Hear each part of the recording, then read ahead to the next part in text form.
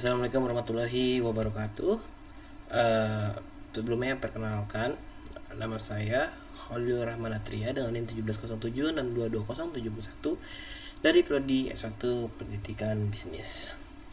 Oke, di sini saya akan mempresentasikan hasil skripsi saya dari bab 1 sampai bab 5. Penelitian yang saya lakukan ini dilakukan pada salah satu kafe tradisional di daerah Cikini, Jakarta Pusat, yaitu Bakul Coffee. Saya meneliti tentang pengaruh kualitas produk, kualitas pelayanan, harga dan lingkungan fisik terhadap kepuasan pelanggan pada kafe Bakul Coffee di Cikini. Oke, kita masuk ke bab satunya. Kita mulai dari fenomena umum. Dapat diketahui, warga masyarakat negara Indonesia gemar mengkonsumsi minuman jadi seperti minuman teh, susu, kopi, dan lainnya. Berdasarkan tabel 1.1 terdapat data berupa konsumsi per kapita seminggu menurut kelompok makanan dan minuman jadi per kabupaten kota. Ini yang di kota Jakarta Selatan ya. Ini di kota DKI Jakarta. Oke. Pada tahun 2020, konsumsi ini 0,885 per kapita. Seiring berjalannya waktu, peningkatan konsumsi minuman jadi ini itu meningkat seiring berjalannya waktu dari tahun ke tahun. Dan ini menyebabkan dari perkopian tadi menyebabkan adanya kedai kopi. Bukan menyebabkan adanya kedai kopi sih, lebih ke menyebabkan kedai kopi semakin meningkat juga. Data pertumbuhan kedai kopi ini semakin meningkat juga mengikuti pola konsumsi masyarakat minuman jadi, terutama kopi, mengikuti pola konsumsi kopi dari tahun ke tahun yang semakin naik. Oke, lanjut. Di sini terdapat juga data pertumbuhan kedai kopi di Indonesia yang dimana dari tahun ke tahun itu memiliki pertumbuhan yang signifikan ya, terutama di tahun 2023 itu memiliki pertumbuhan 122%. Data ini diambil dari Badan Pusat Statistik. Oke, lanjut ke fenomena industri. Akibat gaya yang berubah, jumlah kedai kopi di Indonesia bertumbuh sangat pesat. Ya, seperti yang saya bilang tadi. Jadi persaingan yang ketat memaksa kedai kopi untuk menjual pengalaman. Jadi kedai kopi tidak hanya menjual produk kopi saja, tapi juga menjual pengalaman. Dari sini menyebabkan karena kita mengikuti perkembangan zaman yang dimana-mana tuh udah serba modern, kedai kopi pun juga serba modern. Terlebih masyarakat zaman sekarang, lebih tepatnya ke generasi Z, Gen Z, itu mereka berlomba-lomba di bidang sosialnya untuk seperti pamer-pamer lagi minum kopi di kafe ya, seperti itu, berlomba-lomba. Nah, karena itu kedai kopi sekarang berlomba-lomba juga untuk menghasilkan pengalaman dan fasilitas rekreasi kafe modern yang dibutuhkan generasi Z tersebut, masyarakat zaman sekarang ya.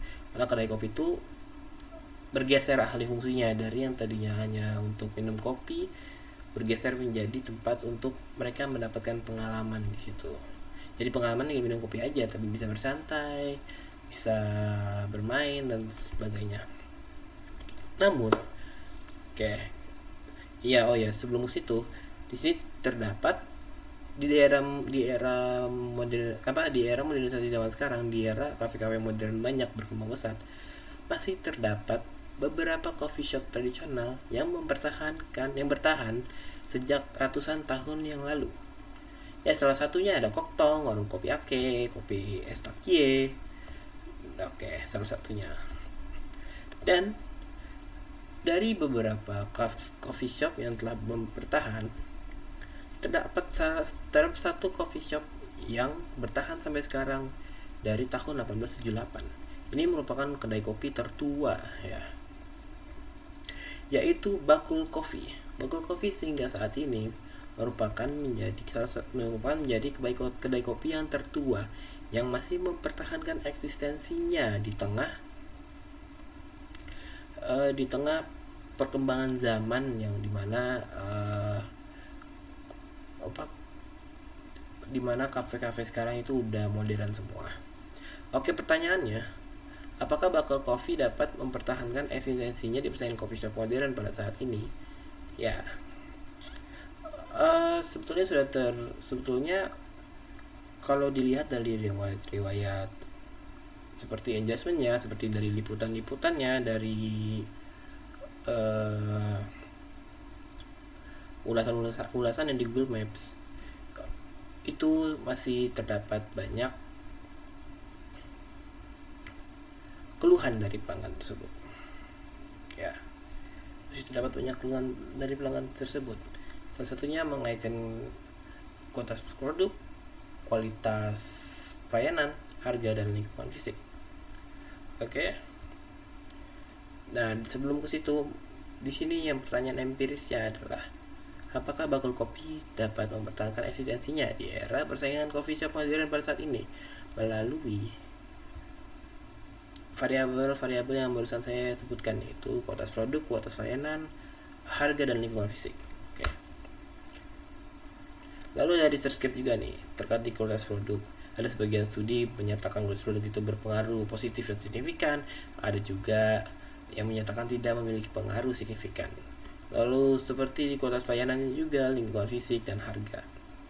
Terdapat research gap di situ. Ada yang berkata positif dan ada juga yang berkata negatif.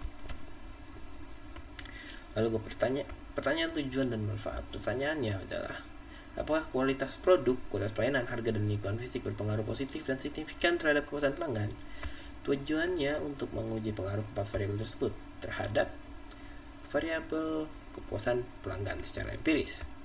Manfaatnya dapat memberikan kontribusi praktis bagi pelaku usaha dan akademis. Kita lanjut ke bab 2. Grand teori yang saya gunakan di sini adalah customer perceived value. Kenapa? Karena customer ini mengorbankan atau mengeluarkan hal untuk mendapatkan yang mereka inginkan. Contohnya alat tukar uang. Mereka mengeluarkan uang untuk mendapatkan apa yang mereka inginkan. Oke. Ya, pada dasarnya rasa puas tidak muncul begitu saja, melainkan hasil dari penilaian pelanggan yang membandingkan ekspektasi awal. Ya, ini berubah ekspektasi. Mereka dengan kenyataan yang didapatkan di lapangan sehingga mengorbankan hal yang berharga, alat tukar seperti uang, untuk mendapatkan sesuatu yang ingin mereka rasakan. Ini merupakan teori pendukung yang saya gunakan. Ya, penelitian terdahulunya. Di sini terdapat penelitian terdahulu tentang kualitas produk, tentang kualitas pelayanan, lingkungan fisik, dan harga. Ya, seperti Maharani Alam dan Masnun. Kedua penelitian tersebut ditarik kesimpulan sejalan bahwa kualitas produk secara empiris memiliki pengaruh yang positif dan signifikan.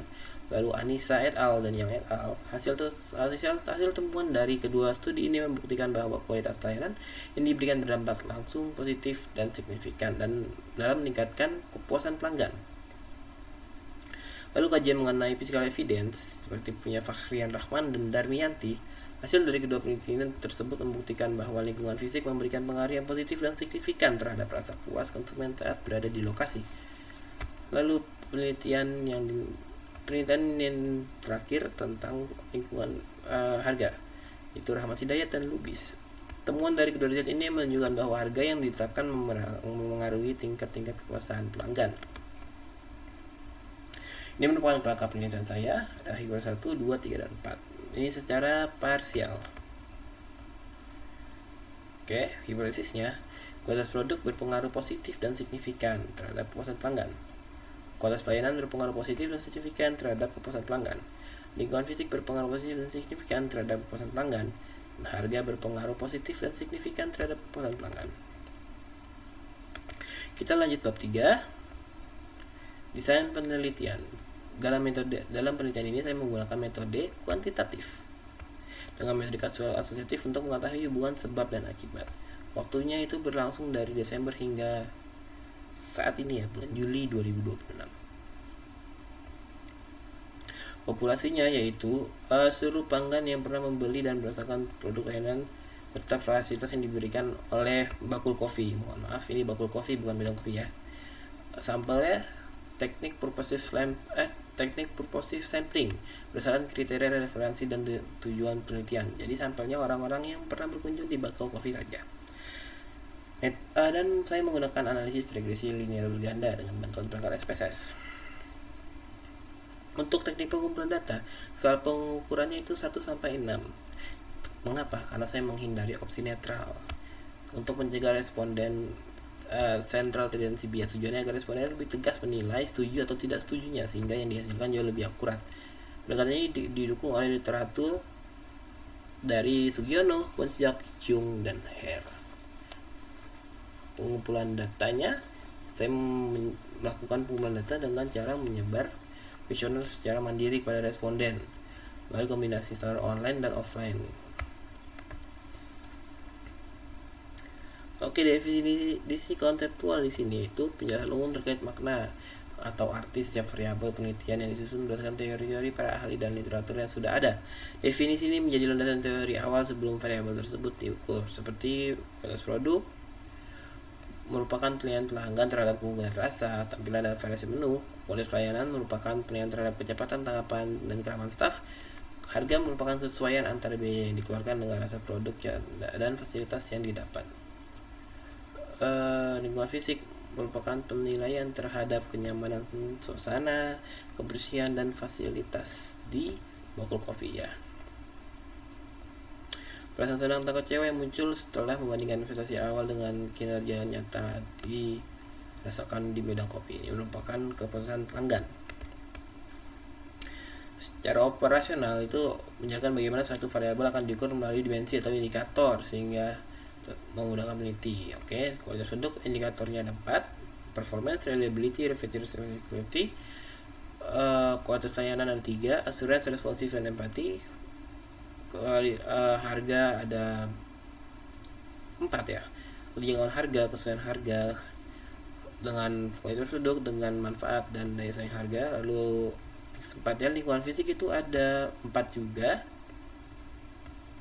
Spatial layout, ambience, sign, symbols, and artifacts. Dan terakhir kepuasan pelanggan itu ada 4 juga ya. Expectation, confirmation, experience, dan performance.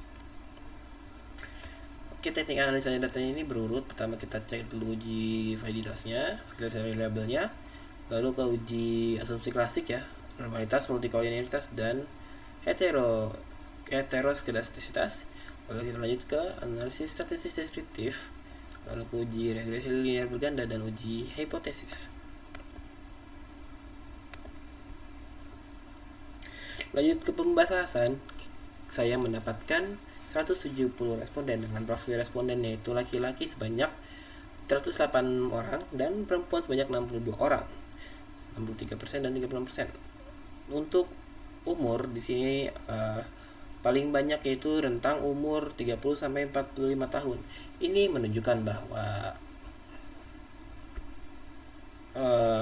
untuk kebanyakan itu yang suka ngopi di Bakul Coffee khususnya dengan kualitas produk yang tinggi dan lingkungan fisik yang tinggi juga, kualitas pelayanan yang terjamin dan harga yang menyesuaikan produk, itu laki-laki kebanyakan, karena laki-laki itu suka ngopi ya, dan umurnya juga kebanyakan yang mau merasakan vibes zaman dulu ya, kesan-kesan tradisional ya.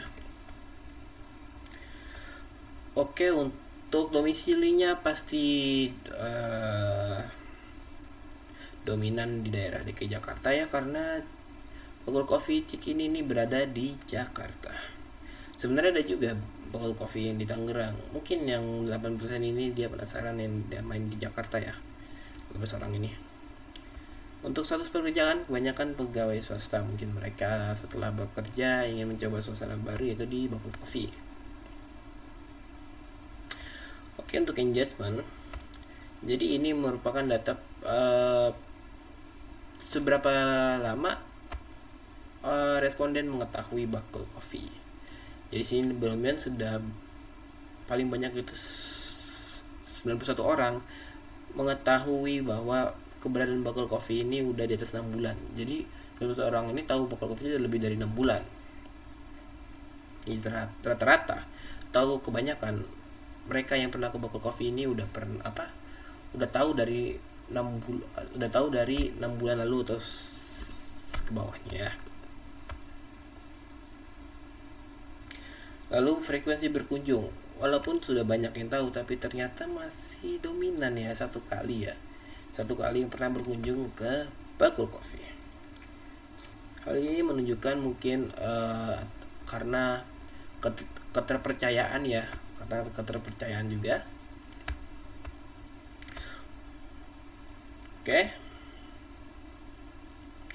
kita lanjut ke hasil validitas dan reliabilitas. Untuk di kualitas produk, tingkat validitasnya 0,7 sampai 0,8 dengan reliabilitasnya itu 0,9 ya. Jadi ini menyatakan valid dan reliable. Untuk kualitas pelayanan sama 0,8 sampai 0,8 dan crown brace-nya 0,9. Oke, dapat dilihat sini semuanya valid dan reliable semua karena di atas 0,7 untuk crown brace dan validitas di atas 0,151. Untuk uji asumsi klasik, kualitas produk, kualitas pelayanan, harga dan lingkungan fisik semuanya itu memiliki data yang normal ya, uji normalitasnya. Kolmogorov-Smirnov 0,2 ini mengartikan bahwa data ini normal ya, kalau uji normalitas karena minimal itu 0,05. Kalau FIF ini multikoliniaritas. Angka 1 ini menunjukkan bahwa data ini tidak bersifat multikoliniaritas ya, jadi tidak ada tumpang tindih dari responden 1 responden 2 yang membuktikan adanya pengisian ulang dalam satu responden. Linearitas ini menguji apakah kualitas produk ini linear dengan variabel Y-nya, dan minimalnya ini 0,5 karena mereka semua di atas 0,5 artinya mereka semua linear ya dari keempat variabel ini. Oke, dapat diasumsikan dari uji asumsi klasik ini mereka semua lolos variabel-variabelnya. Setelah itu kita akan lanjut ke uji hipotesis. Nah, setelah data-data diolah, terdapat 2 variabel yang hipotesis diterima dan 2 variabel yang hipotesisnya ditolak. Yang diterima itu kualitas produk dan lingkungan fisik. Oke. Dan ada pengaruh negatif di sini, yaitu harga ini berpengaruh negatif dan tidak signifikan. Lalu untuk kualitas pelayanan berpengaruh positif dan signifikan. Mengapa? Itu dapat disebabkan karena rata-rata responden tidak begitu puas dengan harganya, walaupun mereka itu sebenarnya puas dengan kualitas produk dan kualitas layanan hingga lingkungan fisik. Ya, karena harga itu menyesuaikan